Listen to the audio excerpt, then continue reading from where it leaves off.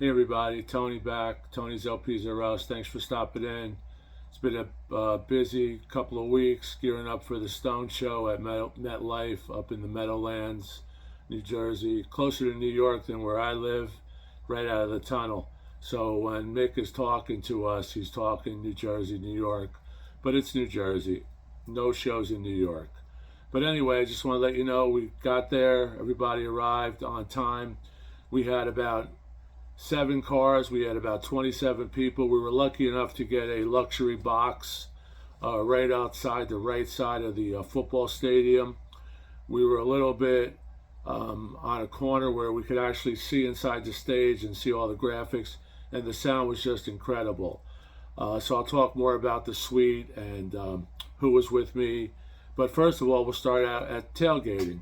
We got there about 3:30. We hit a lot of traffic, so we wanted to get there early. Parking lot opens at 3 o'clock at MetLife, and the show starts at 6, or John Batiste comes on at 6, who, by the way, was fantastic. I had never seen him perform, just on videos and on Colbert. But anyway, we got there, lined it up. We had a few friends there before us. I had 4 people in my car. My kids went. That's 4 in one car with their boyfriends and girlfriends, that type of thing. So we then people started coming in 4:35. So we had peppers and sausage, subs, a lot of beer, a lot of soda, a lot of water, hanging out. Some guys were just walking around the stadium talking to people. I interviewed some people. Wasn't as big as a buzz as I expected.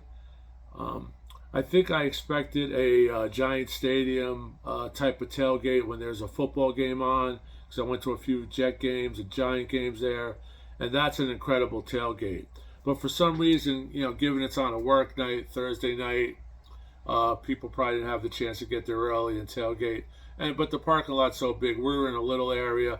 We got there early. We got into our section, which was close to the area we were going up in. Just wanted to point this out if you haven't gotten this yet. Really nice. They do a nice miniature set on here. Shattered, Angry, Whole Wide World, Tumbling Dice, Bite My Head Off, JJ Flash, Jumpin' Jack Flash, Sweet Sounds of Heaven. And they do all these songs live. I'm not sure if they do Bite My Head Off, but they do all the other songs live in concert. And here's the great album. And of course, if you're watching this video, you know that the Stones album dropped right after this performance, I believe in October of 23. And I had a video on this. But anyway, show was great. No mishaps getting there. Everybody was in a great mood. And the funny thing was, only 2 of my children out of our party of 27 or 26 folks had seen the Stones before.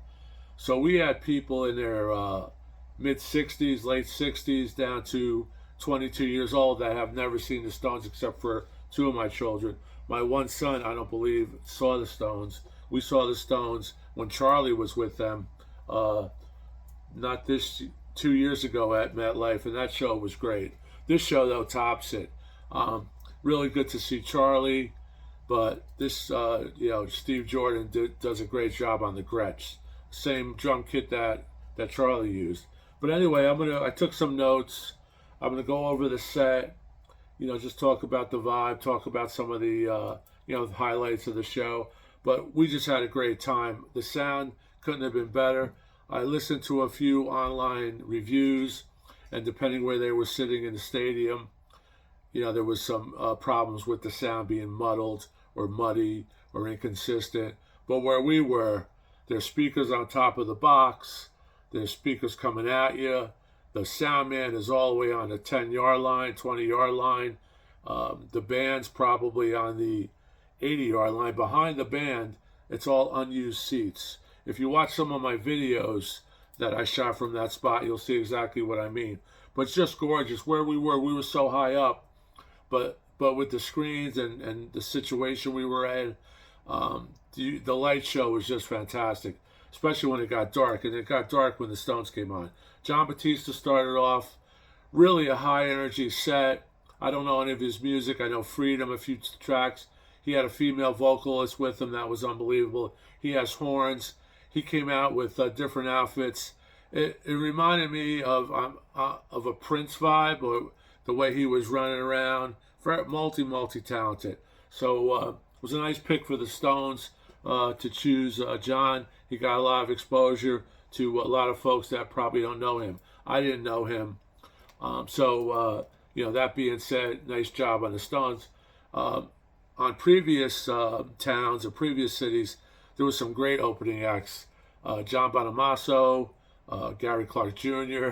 That's my cup of tea. I would have loved to see that, but it's good to see something different every once in a while. So this is the Stones at MetLife, 5/23/24. We were supposed to have really turbulent weather. All week long, I was checking the forecast because, like I said, we wanted to tailgate. We were inside during the show. It didn't really bother me, but I just want everyone to have a great time. I want that whole stadium not to have to worry about rain and lightning, and God forbid there's lightning. The protocol now is to stop the show. So Mick even made a comment that we didn't get any Stormy Daniels tonight, which the crowd laughed. Some crowd laughed, some crowd didn't laugh. If you got to hear it, because there's so much intensity going on. Everybody is having a great time. We were up in our booth. We were moving around, drinking beers, having sandwiches and water and Cokes and whatever was there up in our area. But anyway, 5/23/24, Thursday night. Storms diminished. We had storms early on. We actually lost power early on, and it really stressed me out because we had to do certain things with the internet I couldn't do. When we don't have power, we have a well, so we don't have water, and all this other thing kicked in. So, but we managed. I have a generator. We managed, and everybody was on time. I took some neighbors.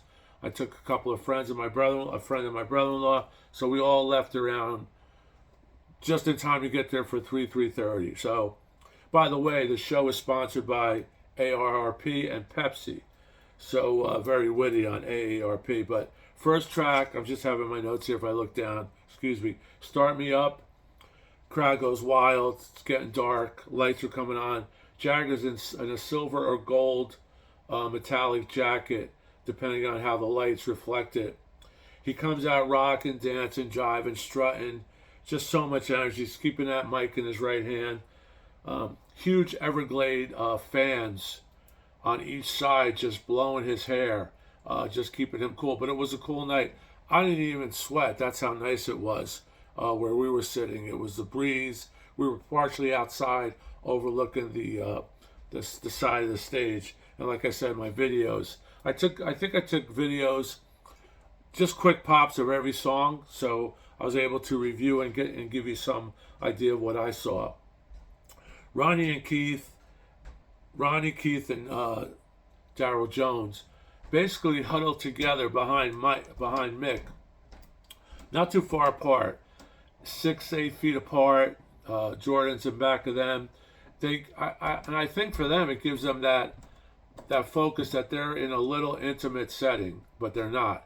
They're in front of 50,000 people or whatever's there without the other seats behind the stage. But and they stayed there the entire show except when they were running, when Ronnie went out to the little runway, and Keith went out to the center, which I'll talk about. Next track was Get Off of My Cloud, which is great to hear something that old for us old guys. I've seen the Stones 4 other times, once at the Meadowlands, once in Philly, I believe once at the Garden, and I don't know where else, but that meant that I had a good time. So Get Off of My Cloud. Jordan's thundering with his drums. Daryl's on bass and also sings backup. Jagger's up and down, left and right. Daryl's on bass, just strumming it. Keyboard player, I'm not sure which one it was. It may have been Matt Clifford, was doing maracas. So he was rocking. The whole place is rocking, and Jagger thanks New Jersey and New York. Talks to the crowd briefly. No stories, just quick comments, not like a Billy Joel or a person who's going to like engage with the crowd. But Mick doesn't need to do that. These people are ready. These people were so intense. The sound was so good. Yeah, I can't say enough about the sound. I can't say enough about the tones of the different guitars. I think they must go through 6 or 7, Ronnie and Keith must go through 6 or 7 guitars each. Daryl Jones also changes his bass. I'm not sure of the names of his bass, but Daryl has a company that manufactures Jones Instruments Incorporated or whatever. You can look it up. So he has his own company that does basses, and of course they're to his specifications. Next crowd killer was Shattered, and this is good because we're right close to New York. So Jagger Goes Manhattan. This is for you. Incredible riffs by Ronnie and Keith. Again, sound is wild. People are going up. I took pictures of young kids dancing, old people dancing. Our group was rocking out. Jagger now has his jacket off because he's warmed up after 2 or 3 songs. Ronnie and Keith are swinging their axes, just jamming. Daryl's on a black bass. George is drumming away to every Jagger motion. He's like watching him, just like Charlie used to watch him move. Blue lights light the stadium. Crowd singing along. Get off of my cloud. So, and we're in the clouds. We're that high up. We're in the clouds. Angry, first new tune that night. Stadium's in purple lights. And Mick says, something new for you now. And all the guitars just like rose up in this crescendo. The song is just a great riff. The Gretsch drum kit from Steve was just incredible. He's shown on a big screen, not stopping. Then they flashed the promo video on the screens that were, I think, released when Angry was the first single of the album. And you can watch all these on YouTube. There's a lot of great videos on YouTube. Let me see here. Jagger does not stop. He doesn't stop once in the show. And once again, I'm saying different guitar changes flawlessly. The technicians hand Keith a guitar, slings it low, hands Ronnie a guitar, smoking a cigarette. It's just great. It's Only Rock and Roll, and I believe that's in B. Angry was in B. Shatter was in key of E. Get Off of My Cloud was in key of E. Start Me Up was in F. I got this from a buddy of mine. I don't know all the keys, but that's what so far. So it's Only Rock and Roll. Mick's vest is open. You can hear the background singers now. Chanel and Bernard. I have their last names coming. They're heard, and It's Only Rock and Roll is one of my favorite. It's Only Rock and Roll, but I like it, and everyone liked it. Blue lights were lighting up everything. Ronnie did an incredible lead on a Gibson, I believe it was. They changed guitars almost every song. Like I said, they must use 6 or 7, 8 guitars each. Next track was a ballad, and that was the Pick'em, where you could vote somewhere. I don't know where the voting was done or how it was done electronically, but behind Mick and behind the stage, there's this huge screen. I don't know the height of these. They have to be 70, 80 feet high. It's just an amazing. Same as when they came here last year and a couple years before that. But Wild Horses was the pick that the audience voted on. The choice options, like I said, were behind them. Some great choice options. Sweet Virginia would have been my choice. Mick screens out. Don't forget to vote. And he meant in the upcoming elections. Daryl Jones is on a different bass again, a black bass, I believe. Mick's on guitar, and Keith has like an electric acoustic, doing the as he always did on Wild Horses. Fans blowing again. Mick's hair's going back. A ballad that had the audience in complete awe. Needless to say, Jagger's the consummate performer. 80 years old. It's time is on their side. He had that whole crowd in the palm of his hand. He's doing a ballad at age 80. Okay, Mess It Up was another new tune, and that's the track that Paul McCartney does on the album. It's a really dirty bass, a fuzzy bass. We were all hoping that Sir Paul would show Sir Paul, I believe, lives in New York or Connecticut or whatever, back and forth. But there was no guests for us this time around. Another new tune, driving bass. Daryl's using another bass, mix up and down the runway. Backup singers involved again. You can see the cameras moving. Has to be about 6 or 8 cameras, dollies, and overhead. But they never get in the way. They never get in the artist's way. They never get in anybody's way. 2 keyboard players, 2 backup singers, 2 sax players, which I'll get in their names. So Mess It Up was just a driving force. And people were actually singing Mess It Up, the chorus.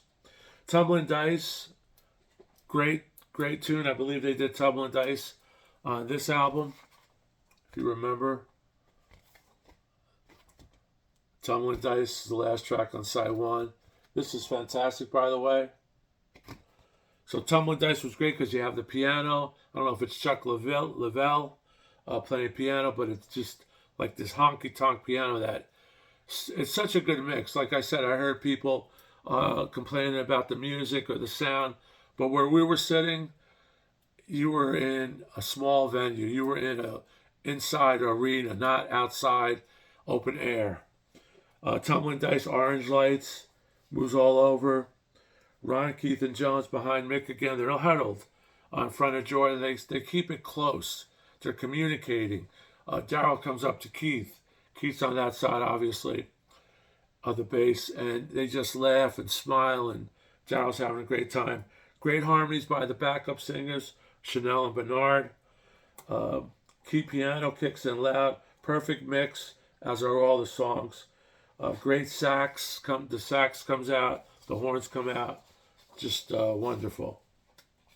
Next track up is, and Tumbling Dice, I believe, was in B. Next track, which is track 6, I guess. You can always get what you want. So we all got what we want, and the show was almost only halfway over, okay? What can I say? A favorite. French Horn by keyboards Matt Clifford. Came out, did the little intro. Jagger's on acoustic. He's now wearing a green shirt over a t-shirt. Red lights over everything during the Cherry Coke line. So that was really cool. Soaring leads by Ronnie and Keith. And Ronnie walks down the runway a little bit, and the audience is singing along to the chorus. I believe this track had to go on for 8 minutes or so. They don't take a break the whole time. There's only the break before the encore, which I'll get to, of course, during my encore. But they don't take a break. Mick is drinking water, which is obvious. He's going up taking water. Guy's taking his shirt. Guy's giving him a guitar. Tech's giving these guys a guitar. Mick finally introduces the band. Keys, Chuck Leavell, who's been with them since the 60s or 70s. Horns on sax, Carl Denson and Tim Rise. I don't know if they toured with them earlier. I didn't really look it up, but really nice. I believe they downsized. I remember a few years back and before, the Stones would have four horns, three backups. This time they only had 2 backups. So maybe the economy, inflation. But I was kind of thinking, come on, guys, hire as many people as you possibly can, and give the people, something extra. It wasn't needed. You don't need that extra backup singer. These people do a great job. And like I said, Daryl's doing backup. Jordan's probably singing some backup.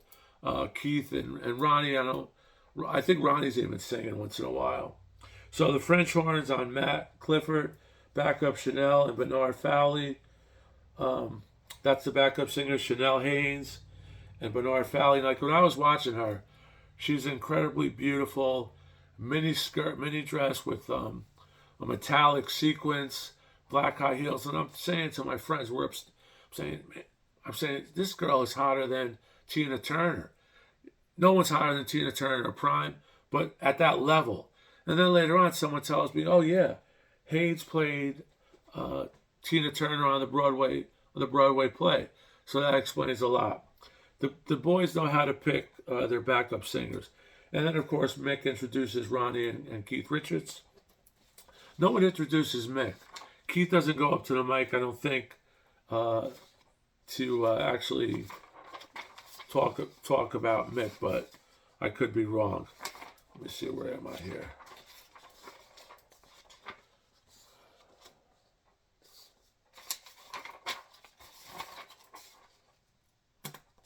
Just going to move over some more notes. And like I said, there's different changes in the guitars. I believe Ronnie has a Gibson Fire 7, a Gibson Firebird 7, Gibson Firebird 5, a Fender Les Paul Strat Telecaster. Keith is playing, or Ronnie was playing those. Keith is playing Fender Telecaster 53, Fender Telecaster 54, which he calls Malcolm, 57 Gibson Les Paul Jr., some Martin acoustics. I don't know which were which, but they're out there. You know, those are out there.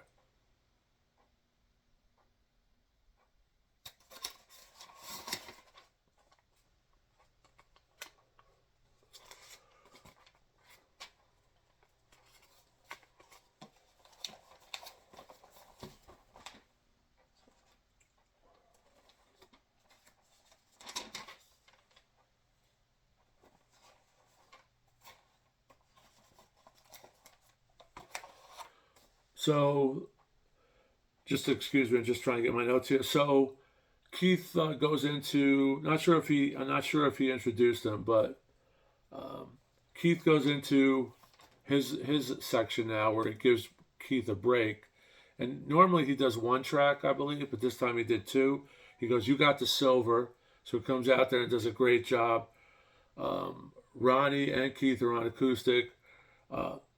Then Ronnie is on like a slide with a finger slide, on electric finger slide. Then he goes into a little TNA, which is a crowd favorite. He says, "I don't know what this song's about, but I wrote it." You know, because people are always wondering, you know, what's this song about? Daryl again's really rocking. Daryl joined the band in '93 when Bill Wyman decided to retire. We all miss Bill Wyman. And like I said, he has his own musical instrument company called Jones's Musical Instruments. Next up was an unbelievable song to hear them do live in this type of venue, was Sympathy for the Devil. The entire audience and the entire place, from the rafters to the bottom, was drenched in red. And in the background with the graphics, on top they had like little devil-type people, devil-type Satans dancing across, almost like Egyptians, like an Egyptian hieroglyphics. But from where we were, it was just amazing because I never sat up so high, and we were lucky enough to get this booth. It was very affordable for us. We all figured, you know, whatever it's costing us, we're never going to see the Stones like this again. And believe me, tickets for the upper echelons of the nosebleeds were going for more than what we ended up paying. And we had food, we had drinks, we had mixed drinks, we had beer. So we just had a great time. So check out my videos, and you could see where we were actually sitting. So the entire audience, we were even drenched in red where we were, because the stadium is a modern stadium. It's maybe 10, 15 years old. Mick's in a metallic jacket again, but he's in black and silver, so we kind of changed another outfit. Next up is Honky Tonk Woman. Now that's another crowd pleaser. Jacket over the shoulder, just like Sinatra. Polka dot shirt underneath, just like Buddy Guy, his friend Buddy Guy. Long sleeve shirt, crowds on their feet. The tone that Keith was getting for Honky Tonk, probably one of the old Gibsons, just incredible. What can I say? We did not, everyone I was with, like I said, only myself and my two children have seen the Stones before. So we were with 24, 25 people that never saw the Stones.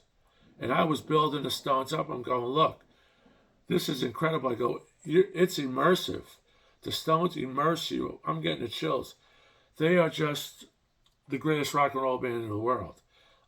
They were so good because I was telling people this may be the last time. No, they could do this again. They could do this again next year. They're doing 16 or 17 dates here in the States.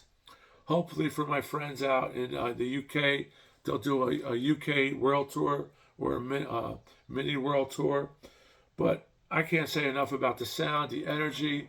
They're all having a good time. Keith's got his scarf around his head. Ronnie's changing outfits. Daryl's got this like tie wrapped around in his suit, and didn't see Jordan get behind the drum kit. Of course, the background singers, I can't say enough about Miss Haynes. So he's doing Jacket Over Shoulder, Honky Tonk Woman. Next is Miss You, which is a crowd favorite again. And they switched it up the next day at Giant Stadium, which I believe was Sunday. We saw them on Thursday. They removed Miss You and they placed another song in. They also did Midnight Rambler that night, which I would have loved to see. Mix on guitar, strong Daryl on bass, obviously. Daryl gets a solo, another different bass. Mick changes the line where it says Puerto Rican girls are just dying to meet you to Argentina girls are just dying to meet you. Don't know why, but that was funny. Mick's on harp, running around, crowd's on his feet, horns kick in, band is like so tight. Keith Richards sits down. On the side, there's a little, either on an amp or on a stool. He sits down. First time he sat down the entire show. They're into it almost 2 hours at this point. Next is another stopper. Just going to hold this up again for you guys to see. There's the back.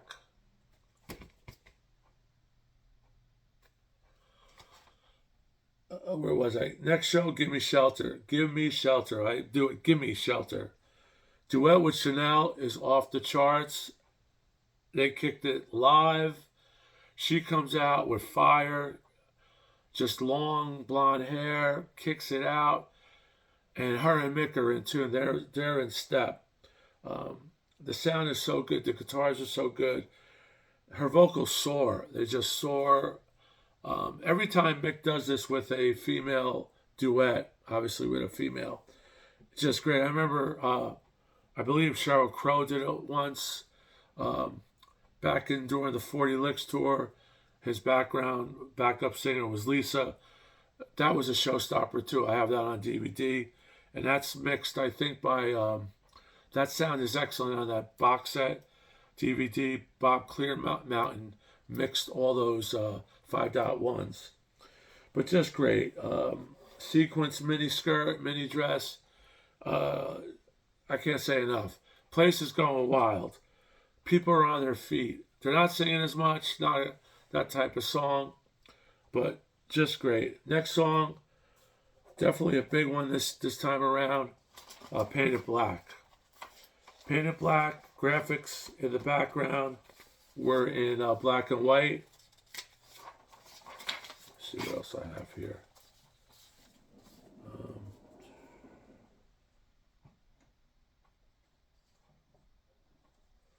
Unbelievable. Chanel's an unbelievable talent. That's what I wrote here.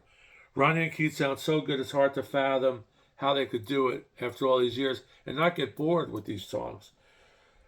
The sound again was amazing for this type of venue. We forgot we were in a stadium. We thought we were in our living room or a small club or an indoor arena, which was a little, much smaller than that, 20,000. This was probably 50,000, 40,000, I don't know. The vocal soared. She was locked in step with Keith. They were running up and down. Painted Black in E flat. Wow. Graphics on the screen in black and white. Jordan's kicking ass with the Gretsch. Mick's all in black now, obviously, right? Next, Jumpin' Jack Flash. It's a gas, gas, gas, okay? Guitars change again. Bass changes tune. The tones, I just have here the tones. I don't know how they do it. I don't know what amps they're using. I didn't see anything I recognized, and I looked on my videos. saw some things online, but it's mystical. It's almost like I said. It's an immersive.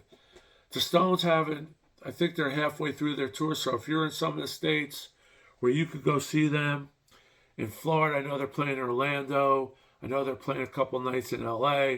They're moving across the country. Do yourself a favor. It may cost you some money, but you will never see anything like this. It's a wall of sound. It's just, of course we had great sound. I can't guarantee every stadium's going to sound like MetLife, but I saw them. This is the second time at MetLife, and it was way better than when I saw them in Philly. But that was in the 80s. That was during Start Me Up, when they first dropped Start Me Up. So the technology wasn't really there for outside. Next is the Encore. And I don't think they've deviated from this for all the shows. Key of C, Sweet Sounds of Heaven. Entire stadiums lit by cell phones. So it's real dark. No lights on from the stadium. Entire stars. It's like you're seeing Elvis at the Garden. If you ever see those old clips of Elvis at the Garden, those people had Bic lighters. I'm surprised it didn't burn down. But those people had Bic lighters. But when you see this, it just gives me the chills. So again, Chanel fills in for Lady Gaga. We were all hoping for a Lady Gaga appearance. She did show up at the Racket for this album, as you all know. Up at the Racket, she did show up for that. But the entire stadium is just in awe. We're in awe. She is so powerful. You could go on YouTube, you could watch those clips. Next in the key of E is the closer. This is the last song of the encore and of the night, Satisfaction.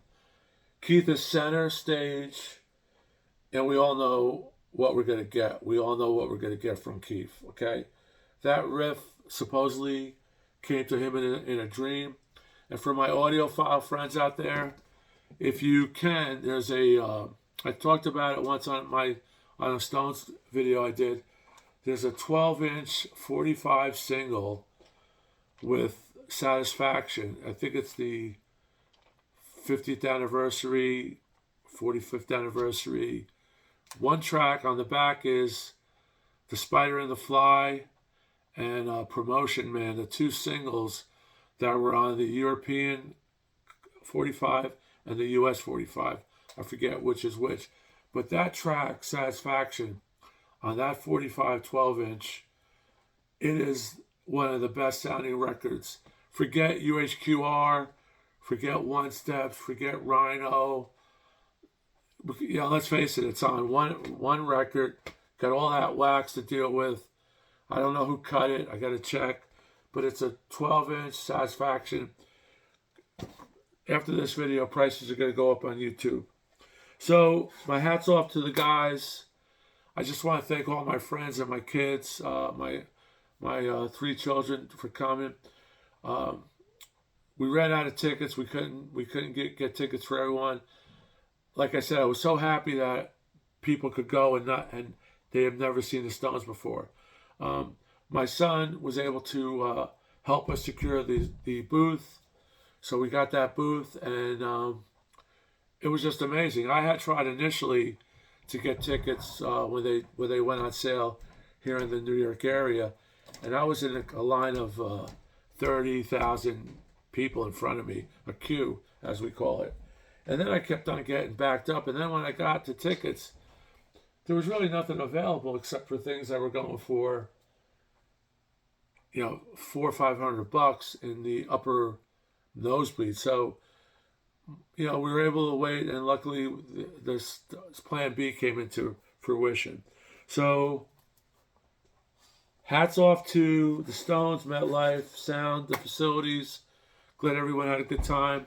But like I said, if you could go see the Stones, go see the Stones. The videos online don't do it justice. You're getting video camera, cell phone, audio.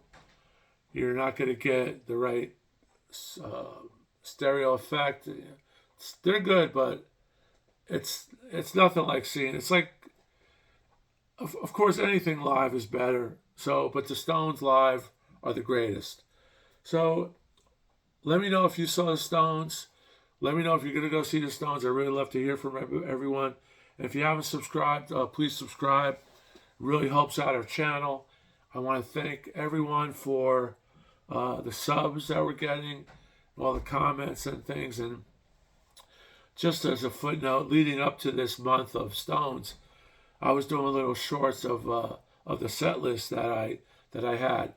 That was probably the first set list, and the set lists are starting to evolve.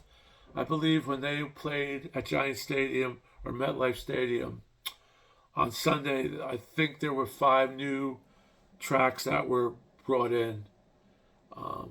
So it's I wish I could have went again. I just couldn't get up there. It's not easy, and I didn't have tickets, so tickets were completely sold out. So if you could go see them, go see them. This album's great. Here's the inner. Hackney Diamonds World Tour. Thanks a lot. Gonna go around, shut the camera off. But like I said before, thanks for all the subs. If you haven't subscribed, please do so. Really appreciate it. Thanks, and keep rocking. It's only rock and roll, right?